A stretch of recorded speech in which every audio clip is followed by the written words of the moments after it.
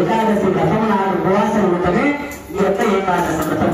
శారీరకంగా ఉపవాసం వచ్చి మానసికంగా భగవంతుడి యొక్క నామాన్ని పలకటం. అందుకే కదలిపినంతసేపు ఓం సత్యదేవాయ లేకపోతే నమో నారాయణ.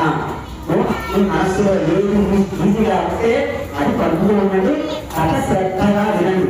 కథ ఎన్నిసార్లు విన్నా ఇంటి పుట్టిన వస్తే దానివల్ల పాపం అయితే అందదు, వినకపోతేనే పాపం అంటే.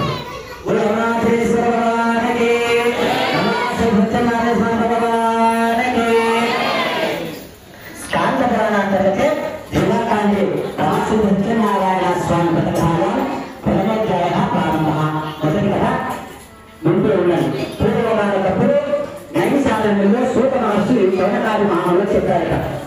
సూత మహర్షి అనేవారు పురాణం చెప్పగలిగే శక్తిని భగవంతుడు ప్రసాదించారు కనుక అందరికీ పురాణాన్ని భగవంతుడి యొక్క గొప్పతనాన్ని, భగవంతుడి యొక్క కీర్తనలు, భగవంతుడు చేసిన పని ఆయన చెప్పేవాడు.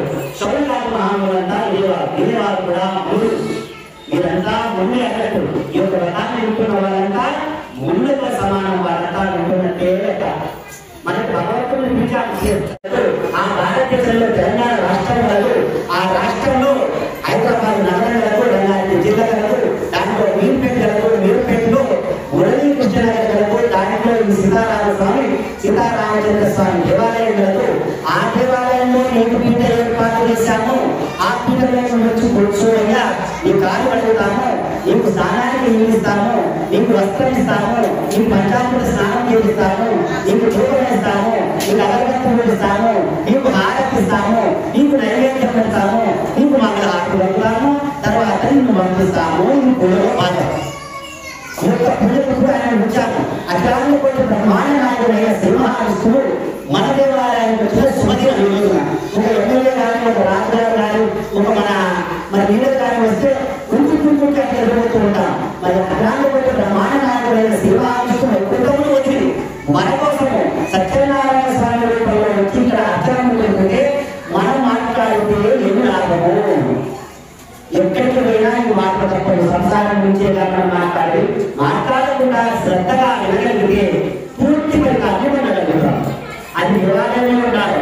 ఎందుకంటే దేవాలయం పరిమాణాలు పెద్దలు కనుక దేవాలయంలో ఉన్న ఏదైనా ఒక మంచి వాటైనా 100 రెట్లు ప్రారంభిస్తారు. అందులో శూన్యమై ఉండాలి. అది తెలియకాల్సిన పండుగ కనుక 1000 మార్లు చేసిన సత్యనారాయణ స్వామి చేసిన ఫలితము మనకు తోపడిపోతుంది. సత్యనారాయణ స్వామి ఆ విధంగా నైమిషారణ్యంలో ఈ యొక్క సత్యనారాయణ స్వామి ప్రారంభం చేశారు. అందుకే వైశాఖి కూడా మనకి ఈ దగ్గర కూడా కుమ్మటలు పెట్టారు. 2 దగ్గర వైశాఖికలు ఉంటాయి. ఎందుకు అంటే ఎక్కువగా పూజలు చేసిన వాళ్ళు వాళ్ళే. మరి అలంకరణ ఎక్కువగా నైమిషారణ్యం పెడతారు, అందులో కాశీ పెడతారు. అక్కడ వెళ్ళి సత్యనారాయణ స్వామి వ్రతాన్ని అక్కడే చేస్తారు. మరి సత్యనారాయణ స్వామి వ్రతాన్ని నైమిషారణ్యంలో చేస్తారు. ఎంతమంది ఉన్నారు? చేయగలి ఎవరైనా మన జీవితంలో ఒక్కసారైనా నైమిషారణ్యంలో సత్యనారాయణ వ్రతాన్ని చేయాలి. శుభం. ఇది తప్పకుండా మీ మనస్సులో రాకపోతే వచ్చే సంవత్సరాలు కానీ, మన వచ్చే సంవత్సరాలు కానీ, మన సంవత్సరాలు కానీ పరమాత్మను తీసుకుని అక్కడ సత్యనారాయణ చేయిస్తారు. ఒకవేళ మీరు అంటానికి వెళ్తే నేనే తీసుకుని అక్కడ సత్యనారాయణ చేయిస్తారు. శుభం పూజ ఆ విధంగా ఆ తర్వాత మరి అమ్మవారిలో సత్యనారాయణ స్వామి ఉన్నారు. చేయగలుగుతారు. ఇంట్లో ఉన్నారు. అన్నవారు సత్యనారాయణ స్వామి అక్కడ వేశారు. సత్యనారాయణ స్వామి రూపంలో 3 గంటలు 4 గంటలు ఇవ్వండి. 4 అంతే ఉంటారు. అక్కడ 30 అన్నవారిలో ఆంధ్రాలో సత్యనారాయణ స్వామి చేయగలిగే శక్తి భగవంతుడు ప్రసాదించారు. అక్కడైనా కనీసం మన జీవితంలో ఒక్కసారైనా చేయించాలి. అదే మన దేవాలయంలో పూజ చేస్తున్నాం. ఆ పూజ తర్వాత భగవంతుడు మనకు కనిపిస్తే ధనాన్ని శక్తి ఇస్తారు. ఇంటూ ఉన్నారు ముందు. ఆ ఉంటున్నప్పుడు సత్యనారాయణ స్వామి తను చెప్పమన్నారు. ఎందుకు అంటే మనుషులు కష్టాలు అనుభవిస్తున్నారు, కూర్చోలేదు, రాబోయేది కలియుగం. అందులో శరీరం చాలా బాధపడుతుంది. ఇప్పుడు కూడా ఆహారం ఉన్నప్పుడు అటువంటి శరీరాన్ని కాపాడాలంటే తపస్సులు చేయలేదు, ధ్యానాలు చేయలేదు, మరి అడవులు చేయలేదు, యోగం చేయలేదు. కనుక సులభోపాయంగా ధరించగలిగే వ్రతం పేరు చెప్పమన్నారు. ఆ వ్రతాన్ని సూత మహామానుడు సూత మహర్షి మరి యొక్క 3 చెప్తున్నారు స్వరకారిలో. ఆ యొక్క కథని నారదుడు విని ఆ నారదుడు తెలుసుకోవాలని వైకుంఠానికి వెళ్ళారు. అన్ని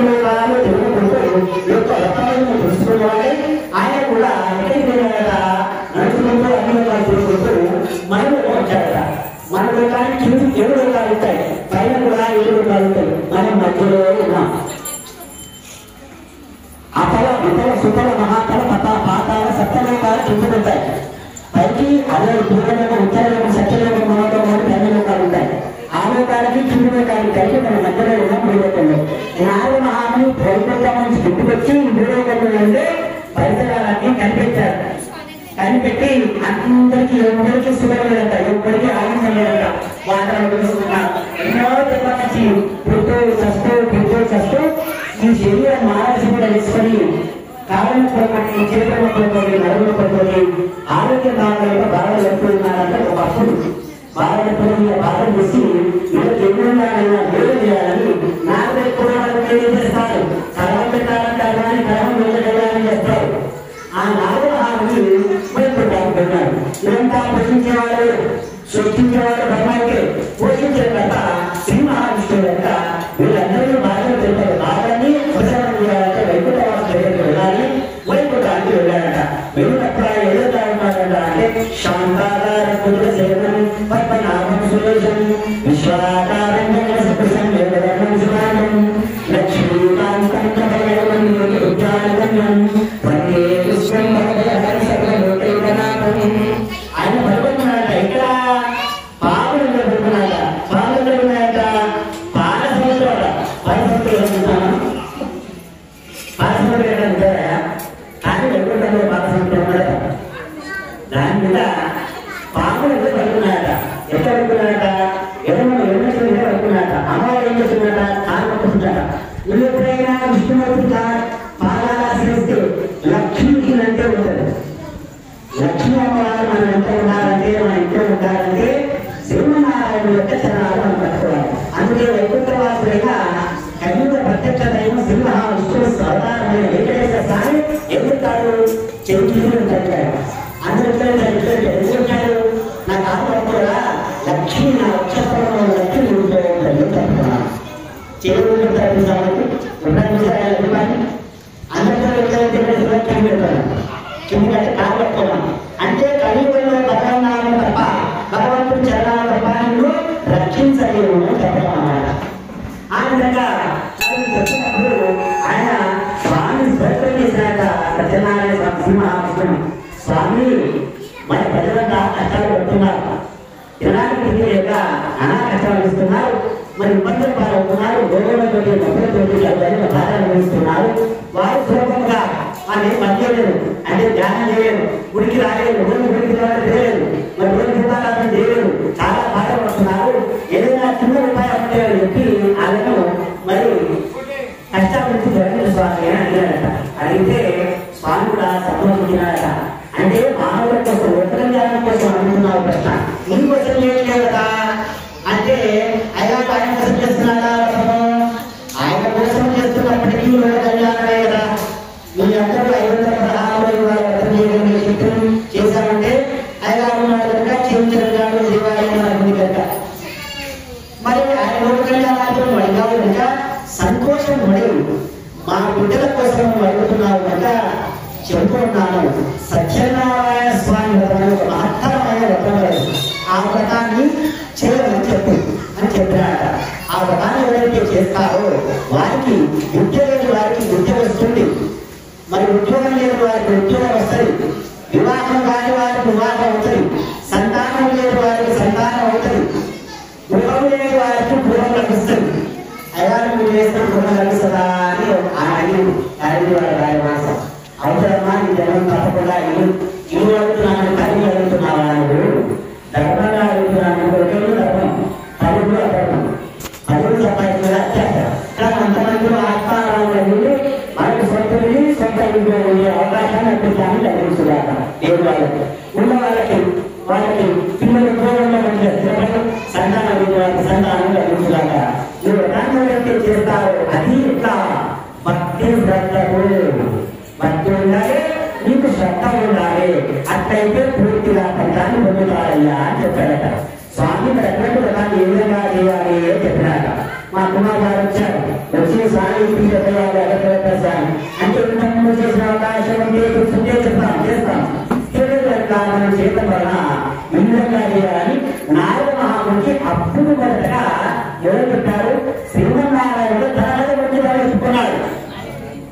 ఇంకా సత్యనారాయణ వ్రతం చేయవలసిన భక్తులు కాచక్రాలకున అనగా పూర్వోదయకు పూర్వని విగ్రహించి కాలకృత్యములు స్నాన సంధ్యలు చేసుకొని ఏం చేయాలట, వీళ్ళంతా శుభ్రం చేసుకోవాలట, ఇంతకు పడుకోవాలట, మరి పీటకు బొట్టు పెట్టాల, ఒక మంచి స్థలంలో ముక్కేసి దాని మీద పీటను పెట్టి దానికి మామూలు తోరణాలు మరి ఈ యొక్క అరటి కళ్ళతో పొందించుకొని ఒక చిత్రపటాన్ని తెచ్చుకొని దాని మీద వస్త్రము కలిసి దాని మీద బియ్యం పోసి చుట్టూ నవగ్రహాలను సమర్పణల మీద అధిష్టానపరిచి మధ్యలో కలశాన్ని పెట్టి దానికి కొబ్బరికాయ పెట్టి దాని మీద రవిగడ్డ పెట్టి ఆ తర్వాత స్వామివారి చిత్రపటానికి గంధము కుంకుమ పూలు పెట్టి ఆ తర్వాత పూజ చేసుకోవాలట.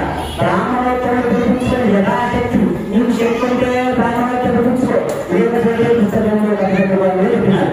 నీకు శక్తి అంటే డబ్బులు, ధనం ఉంటే ధనం కూడా కలిగదుగా, డబ్బులు కలిగితే బ్రాహ్మణులు పిలిపించు. ఏదంటే 11 బ్రాహ్మణులు కూడా దాంట్లో ఉన్నాడు, 11 బ్రాహ్మణులు పెట్టి కూడా అక్కడ జీవించవచ్చు, 21 మంది కూడా జీవించవచ్చు.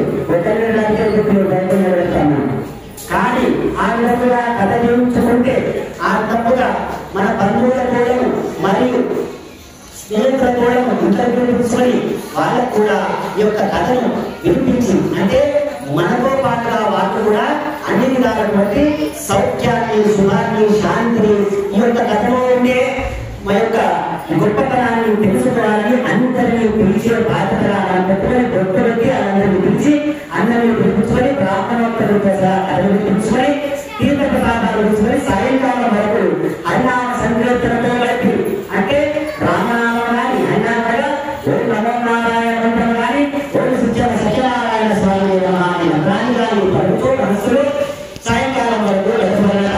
సాయంకాలం వరకు గడిపి ఈ యొక్క వ్రతాన్ని ఉపశమనం చేయాలట, ఉపవాసం చేయాలట. ఈ విధంగా ఎవరైతే చేస్తారో వారు కార్తీక మాసంలో చేయవచ్చు, ఏదంటే మాఘమాసంలో చేయవచ్చు, మరియు శ్రావణ మాసంలో చేయవచ్చు, ఆషాఢ మాసంలో ఏ మాసమైనా చేయవచ్చు. పాఠ్యం మొదలు పంచమి వరకు ఏకాదశి, ద్వాదశి, త్రయోదశి మరియు పౌర్ణమి, అమావాస్య నాడు కూడా వ్రతాన్ని చేయవచ్చు. ఇంకెన్ని వ్రతాలు సూర్య గ్రహణం బట్టినప్పుడు ఇల్లు చెట్టు చేసుకొని సూర్యగ్రహణం పట్టిన వేళ చేస్తే ఉగాది చేసేట. ఇంకా వ్రతాన్ని ఇంట్లో చేసుకోవచ్చును, నది తీరంలో చేసుకోవచ్చును, లేదంటే దేవాలయంలో చేసుకోవచ్చును. మనం ఇంట్లో దేవాలయంలో చేసుకోండి, లేదంటే క్షేత్రము యాదగిరిగుట్ట సత్యనారాయణ స్వామి నగరంలో చేసుకోవచ్చు, లేదంటే తిరుపతిలో చేసుకోవచ్చును. ఇంకా వ్రతాన్ని మీకు ఇంకా భగవంతుడు సమయాన్ని ధనాన్నిస్తే ప్రతి మాసంలో వచ్చే పౌర్ణమి దినాలను చేసుకోవచ్చును, ఏకాదశి నాడు చేసుకోవచ్చును. మీ శక్త్యానుసారము మన శక్త్యానుసారము మాసములకు ఒకసారి, 3 మాసాలకు ఒకసారి, 6 మాసాలకు ఒకసారి, ఆఖరికి సంవత్సరాలకు ఒక పర్యావరణంగా మన ఇంట్లో సత్యనారాయణ స్వామి వ్రతాన్ని చేసుకోవాలి. చేసుకుంటే నీకు ఆ సంవత్సరము ఆస్తికల పాలు కావు, ఆపదల పాలు కావు, కష్టాల పాలు కావు. ఒకవేళ ఇంట్లో చేసుకోలేకపోతే దేవాలయానికి వచ్చి తక్కువ ఖర్చులో దేవాలయంలో చేసుకోవచ్చు. మనస్సుంటే మార్గంలో మతం ఇంకనే చేయాలి, ఇన్నే పట్టుకోవాలని చెప్పారు మన మతం. మన మతంలో అన్ని విధాల రోజు వెళ్ళి ఉంటే పెద్దగా దోపదార్థం తీసుకుని చెయ్యాలని చెప్తుంది. నీకు రోజు వెళ్ళి ఉన్నాయి, చిన్నలో బీపీ చూడండి, వయస్సు మునిగింది, 70 ఏళ్ళు వచ్చాయి, కాలు వచ్చేయలేకపోతుంది, దాన్ని కూడా పీఠేశ్వరం చేసుకోవాలని చెప్పింది శాస్త్రం. నీకు ఎన్ని విధాల విధులు కలిగించి ఇన్ని విధులు కలిగిన మతమేలా ఉందంటే అది ఇంకో మతమే, ఇంకో ధర్మమే. అందరికీ బాధ్యత అయితే దోపదార్థం తీసుకుని అమ్మ నేను 3 నెలలు బాధ్యతలు వ్రతం వచ్చింది, అప్పుడు వ్రతం చేసేటప్పుడు ఇబ్బంది కాకుండా పాలు తీసుకోవచ్చు, 15 సార్లు తీసుకోవచ్చు, ఉండవచ్చు. ఉపవాసం ఉండటం శ్రేష్ఠకి శరీరం అనుకూలిస్తే, ఎందుకంటే పాలు 12 సార్లు తీసుకుని ఆ వ్రతం ఉండవచ్చు. ఉండలేవా, చచ్చిపోతావా, ఏం సావమ్మా, అంత తొందరగా మీరు ప్రాణాలు కావి, తొందరగా తీసుకెళ్ళాడు, ఏమీ కాదు. 7 పన్నప్పుడు సాయంత్రానికి కూడా అన్నం, ఆ రోజు మనకు అన్నం పెట్టి అన్నం లేదంటే ప్రాంతం తర్వాత ప్రాంతం లేదంటే తినం. అట్లాగే వ్రతంలో గట్టిగా నియమాలు పాటిస్తే శ్రద్ధ అన్నారు, దానికి శ్రద్ధగా పాటిస్తే వాళ్ళు కూడా తప్పకుండా జరుగుతారు. ఇది సత్యం జరుగుతాయని అందరి జీవితాల్లో. విధానంగా చెప్పారట. చెప్పి వైకుంఠవాసం చెప్పి సెలవు తీసుకున్నారట నారద మహాముని. ఆ నారద మహాముని వైకుంఠం నుంచి భూలోకానికి వచ్చారట. మనం కూడా వైకుంఠం నుంచి భూలోకానికి వచ్చేసారట. వైకుంఠానికి వెళ్ళిపోయినా మన దర్శనం వెళ్ళిపోయింది. వైకుంఠవాసం ఇక్కడ చూస్తూ ఉన్నది. మరి చూసి నారదుతో పాటు మనం కూడా భూలోకానికి వచ్చాం. భూలోకం నుంచి మన భూలోకానికి వచ్చాం. మన ప్రాంతానికి వచ్చాం. అందరికీ ఆ నారద మహాముని వ్రత విధానాన్ని వ్రతం యొక్క మహిమను ఎవరు చెప్పాలా? గురువు గారి ఒకరికైనా శిష్యుడు చెప్పాలి. మా అయ్యగారు బాగా వ్రతం చేస్తారంటే నువ్వు ఆయనకు వస్తాడు. హ్యాపీ సార్ మా అయ్యగారు చేసినట్ట మాకు సంతానం కలిగినా, మా అయ్యగారు చేసినట్ట మాకు ఇల్లు వచ్చినాయా చెప్తూ ఉంటారు కదా మన వాళ్ళు. మా అయ్యగారు ఆరోగ్యపరిచి మాకు మంచి ఏదైనా చెప్తారా లేదా? పూజ చేసినప్పటి నుంచి అవుతుంది. మరి మా అయ్యగారు పూజ చేసిన తర్వాత మా నాన్న రిపేర్ ఏదైనా చెప్తారా లేదా? మా నాన్న బాగా చేసిన పూజ చేయాలని మా నాన్న రిపేర్ అయ్యారు. ఎంతో మంది ఇక్కడ ఊళ్ళో ఎంతో మంది సంతానం అయింది. ఎంతో మంది వివాహం అయింది. వివాహం కాక ఒక తిరుపతి పిల్ల నేను చెప్తే పుస్తకంలో ఉండాలనేసి మనకేమి తెలియదు. ఎదుగుతా మాత్రమే భగవంతుడు అనుగ్రహం శ్రద్ధ భక్తితో ఎప్పుడైతే చేస్తారో తప్పకుండా వరాలు కల్పిస్తాడు భగవంతుడు. ఆ విధంగా నారద మహాముని మన కోసం అందరికీ చెప్పారట సత్యనారాయణ.